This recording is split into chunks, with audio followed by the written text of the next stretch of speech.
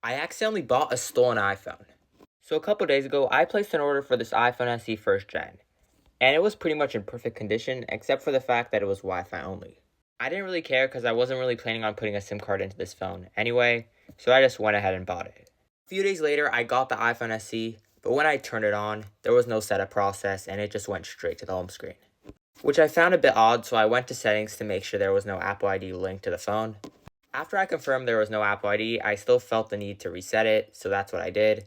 But when I did that, the phone just rebooted and didn't reset. So I had to go into Apple Configurator and reset the phone through my computer. After I reset the phone through Apple Configurator, I went to go set it up, and that's where things got interesting. The phone was activation locked, meaning you can't unlock the phone unless you know this person's email and password, which I obviously didn't know, so this phone turned out to be useless.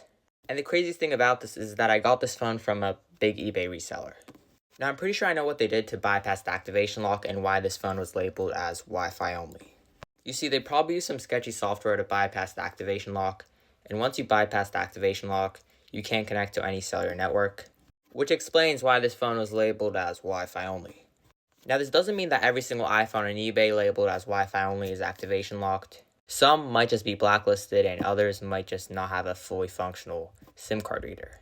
Anyway, even though I'm 99% sure that this phone is stolen, let's look on the bright side here and maybe the person that owned this phone before forgot their Apple ID password, so they just sold it to the reseller.